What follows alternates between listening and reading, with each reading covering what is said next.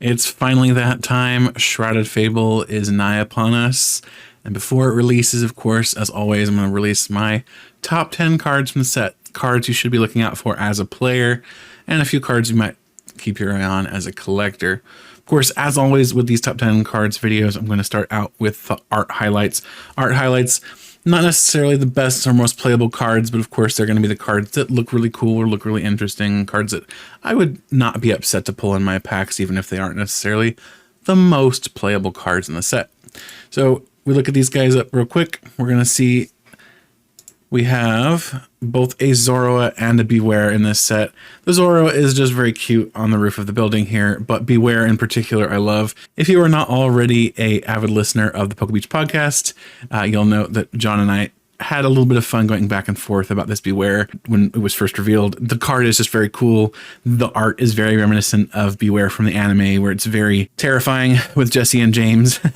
And I mean, Beware, of course, is a fairly terrifying Pokemon in general if you've read its Pokedex entries, but I just really appreciate this art for what it is. And I love Beware for that. And then of course there's one more Pokemon card here in the art department that really speaks to me, and that is this Houndoom. It's really cool art also, kind of a very terrifying, dark looking Houndoom. Really nice use of color here. These three illustration rares really cool. It didn't really jive with any of the special illustration rares or even the full arts in this set. Just not really the kind of arts I love, so nothing major there. However, there is new art from Shnji Konda, which means that we have some cards to look at. There is an Iron Moth and a Slitherwing, both of which were illustrated by Konda, so very cool art. Just very intricate detail work here. Very much in love with this art style. I think I like the Iron Moth a lot more than the Slitherwing, but both of them are, of course, in that same very cool, very detailed art style that I love. So, but with that said, let's start looking at the honorable mentions. These are cards that didn't quite make the top 10, but they got close. First, we're going to look at Colress's Tenacity.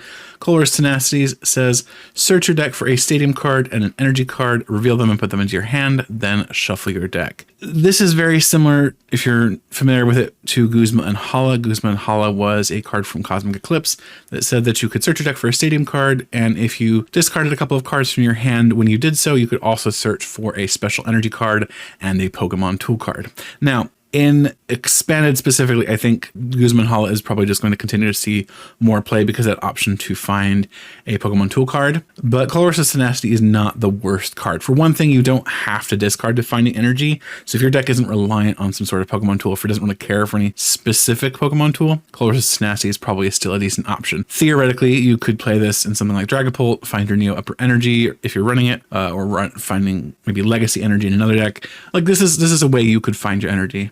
Another differentiator between this and Guzma and Hala is this can find basic energy, whereas Guzma and Hala only finds special energy. That said though, it's not top 10 material. How's that? It's just good, but not quite good enough to make the top 10. Up next is Xerosic's Plan. I've seen this card in a few Japanese deck lists, kind of used in much the same way areas just to kind of really ruin their opponent's day.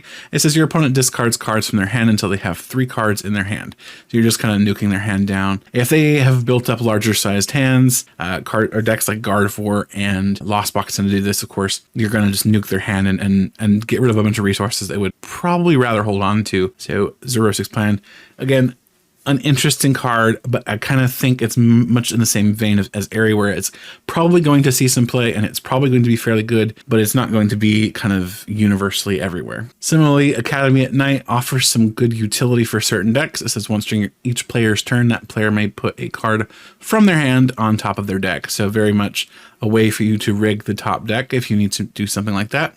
So if you're playing Kyurem VMAX, for example, you can make sure that top card is a water energy, etc. There are a few different ways to make some good use of Academy at Night. If you're playing the Slowking deck from this next set we haven't got yet, of course, Stellar Crown, Slowking really needs a specific attacker on the top deck so that it can do what it wants in terms of its game plan. So Academy at Night, of course, is going to be a way to do that too. Unfortunately, this is very combo oriented, and combo cards like this tend to be a little less played, or at least less universally useful. So for that reason, it didn't quite make the top 10. And then up next here, we have a card that very nearly made the top 10 because of a potential inclusion in Regidrago V-Star, and Regidrago V-Star in Japan sometimes does include this card, but it's Haxorus. Haxorus has, for a single fighting energy, the attack Axe Down. If your opponent's active Pokemon has any special energy attached, it is knocked out. So very, very strong effect here. We previously saw this on a Beedrill.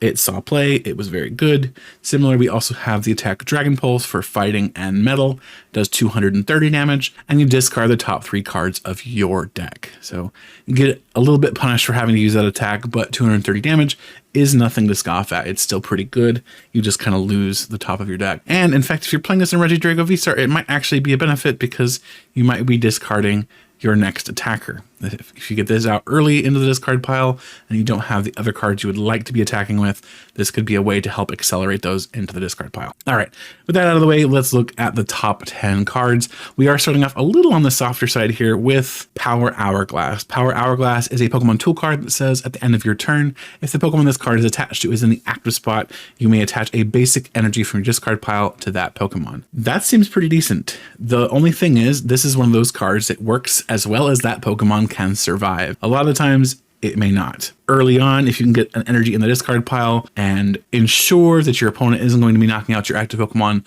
on their first turn going second, this card can see quite a bit of play. In Kyurem VMAX, for example, pretty useful. In something like Okidogi, it could also be potentially good. This is one of those cards that is going to have to find its niche, and if it doesn't find it, it's going to kind of just drop completely out of everybody's minds and probably completely out of the meta. But I do think it's actually still a fairly good option for some decks to just kind of get a little extra energy acceleration in when they wouldn't otherwise be able to do it. Up next is another Pokemon tool card called Binding Mochi. Binding Mochi says the attacks of the poisoned Pokemon this card is attached to do 40 more damage to your opponent's active Pokemon before applying weakness and resistance.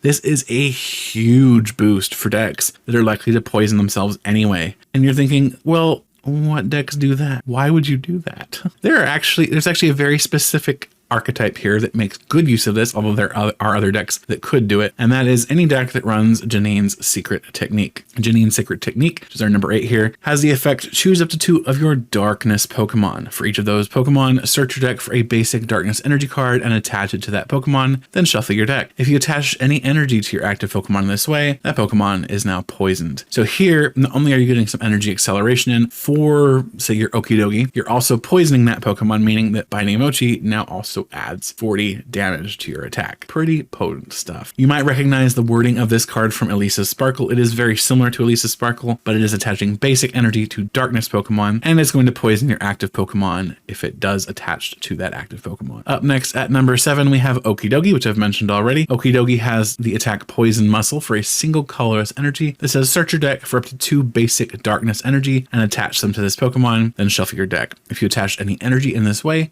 this Pokemon is now poisoned. So we've already talked about poisoning yourself, poisoning an active Pokemon. This means and guarantees that Binding Mochi is going to be live if Okidogi survives your opponent's next turn. So if that means Crazy Chain, which is its main attack here for Darkness Colorless, does 130 damage, and it says if this Pokemon is poisoned, this attack does 130 more damage. So that means you're doing, if you're poisoned, 260 damage plus the 40 damage from Binding Mochi, which means 300 damage on a 250 HP basic Pokemon. That's nothing to scoff at, and it can be really, really potent turn 1 if you can pull all that off, which is not all that difficult to do, frankly. But Okidogi wouldn't be anything without its partner in crime, Munkidori. Munkidori is tied at number 7 with Okidogi with its ability Skip a Beat. If this Pokemon is knocked out by damage from an attack from your opponent's Pokemon, if you have Pecharunt EX in play, your opponent takes 1 fewer prize card. This kind of helps you with your single prize matchups, make it so you can not quite have such an awful prize trade against your opponent if they're a heavily single prize deck.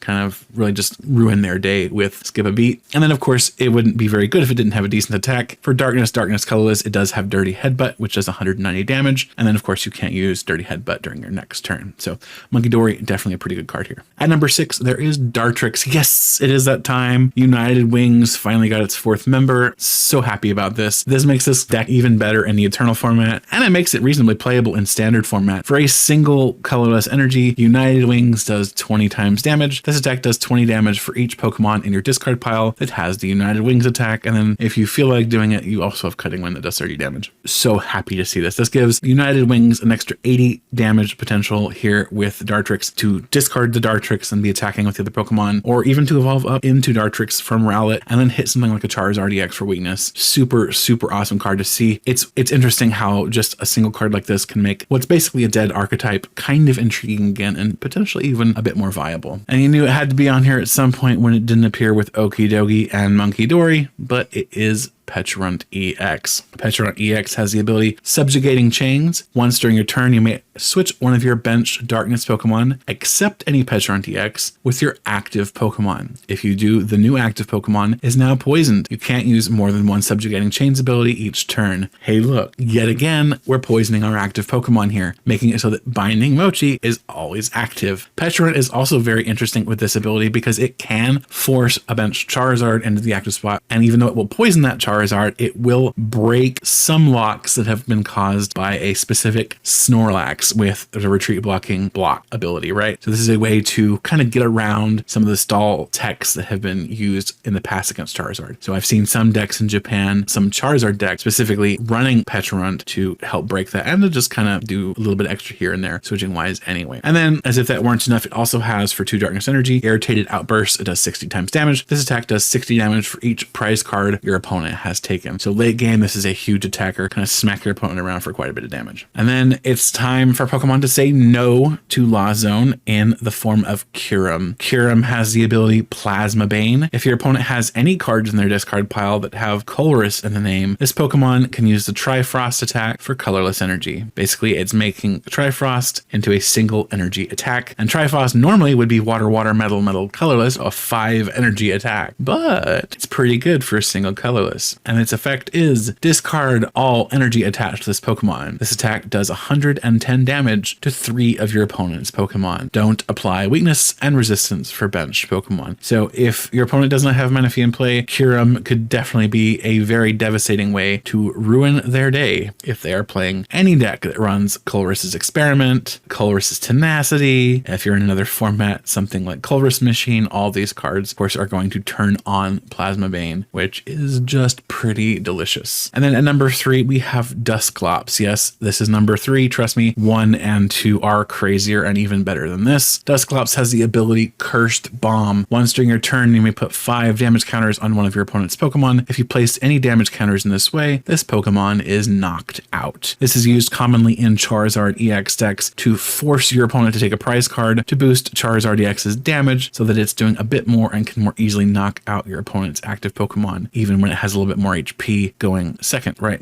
Your second turn rather, you're going to be attacking and doing more damage if you've used a Dusclops Cursed Bomb. And what's even crazier is tied at number 3 is Dusknoir, which if you feel like burning a rare candy or waiting an extra turn to evolve Dusclops, also lets you use its Cursed Bomb ability, but it places 13 damage counters on one of your opponent's Pokemon instead of 5. This card's pretty crazy. That's quite a lot of damage counter and can very much help setting up math or just nuke a lot of basic Pokemon. 130 to HP is pretty reasonable for a lot of regular basics, and that's definitely something to be kind of terrified of because there's not really much that can deal with this specific effect, unfortunately. And it does have Shadow Bind for double second colorless, does 150 damage, and says during your opponent's next turn, the defending Pokemon can't retreat. At number 1 and number 2, I went back and forth on these for quite some time. Honestly, both of these could have been number 1. I have decided, however, to settle with Night Stretcher at number 2. Night Stretcher is an item card that says put a Pokemon or a basic energy card from your discard pile into your hand. This makes Radiant Greninja better. This makes everything better. The ability to put a Pokemon directly into your hand from the discard pile also is just incredible. United Wings kind of likes this. Basically, there's just all sorts of decks that are like, oh, hey, that's new. That's very neat. I kind of like that. It's just an incredible, flexible option for Pokemon recovery. And if you don't need a lot of Pokemon recovery, if you don't need a lot of energy recovery, Night Stretcher is a good alternative to Super Rod in many instances because you can get that card back into your hand right away. Night Stretcher will absolutely see play in a large variety of decks. Definitely get your playsets of these. At the very least, have a couple of them on hand. You will play this card at some point in the next couple of years. And then finally, the number one card in all of Shrouded Fable, the most ridiculous card in this set, is so good. It's Fezandipiti EX. Fezandipiti EX has the ability to take advantage. Once during your turn, if any of your Pokemon were knocked out during your opponent's last turn, you may draw 3 cards. You can't use more than one take advantage ability each turn. So if one of your Pokemon is knocked out, you draw 3 cards off of take advantage. This is an incredible boost to consistency for any deck that runs it. Yes, it's a 2-pricer. Yes, it's kind of a vulnerability, but it does have 210 HP. It's not a weakling. It still can do something. And then, as if that weren't enough, it has a decent attack too. For 3 colors energy, it has Cruel Arrow. This attack does 100 damage to one of your opponent's Pokemon. Don't apply weakness and resistance for benched Pokemon. This card will 100% see play. It is all over Japanese deck lists, and it's going to be all over international deck lists. This card is absolutely incredible. Make sure to get yourself a copy of it. Anyway, that is all for today. That is my top 10 for Shrouded Fable. Let me know what you think I missed or what you think you'd switch around. And as always, thank you for watching. I'll see you in the next video.